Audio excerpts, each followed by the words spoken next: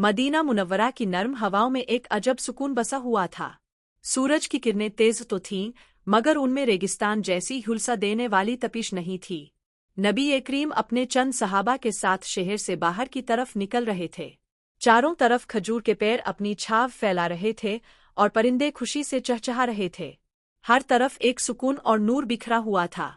लेकिन अचानक इस पुरसुकून माहौल को एक अजीब नज़ारा तोड़ देता है। दूर से एक ऊंट नजर आता है, उसकी चाल भारी और डगमगाती हुई। जिस्म कमजोरी से झुक चुका था और आंखों में एक ऐसी बेचैनी थी मानो कोई गहरी फरियाद छुपी हो।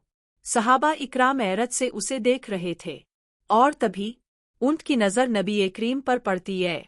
अचानक उसकी हालत बदल जाती है, मगर वह भागता नहीं, बल्कि जैसे कोई बच्चा अपनी माँ की गोद की तरफ लपकता है, उसी तरह धीरे धीरे कदम बढ़ाते हुए वह आपके करीब आने लगता है। और फिर सबकी आंखों के सामने वह ऊंट अपनी गर्दन झुकाकर नबी करीम के कदमों में ठहर जाता है। उसकी बड़ी बड़ी आंखों से आंसू झरने लगते हैं। वह कोई आवाज नहीं निकाल रहा, मगर उसकी खामोशी चीख रही थी, या रसूल अल्लाह, मेरी फरियाद सुन लीजिए, मेरा दुख दूर कर दीजिए। नबी रहमत आगे बढ़ते हैं। आपने शफकत भरे हाथ उसके सिर और गर्दन पर फेरे। उसी लम्हे में वह ऊंट जो थकान और गम से टूटा हुआ था, गहरी सांस लेकर सुकून महसूस करने लगता है।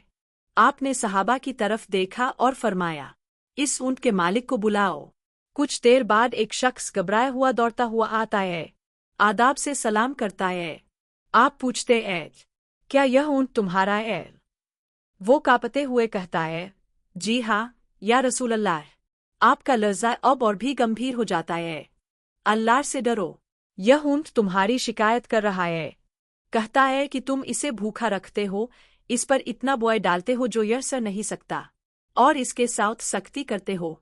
यह सुनते ही उस आदमी का चेहरा पीला पड़ जाता है। शर्मिंदगी और डर से उसकी आंखें झुक जाती है। कांपती आवाज में कहता है, या रसूल अल्लाह, मुझे माफ कर दीजिए। मैं वादा करता हूँ कि अब कभी इस जानवर के साथ सख्ती नहीं करूँगा, हमेशा नरमी और मेहरबानी से पेश आऊँगा। जैसे ही यह अल्फाज उसके मुंह से निकले, ऊंट की आंखों में अब आंसू नहीं थे, उनकी जगह एक अजीब सा सुख।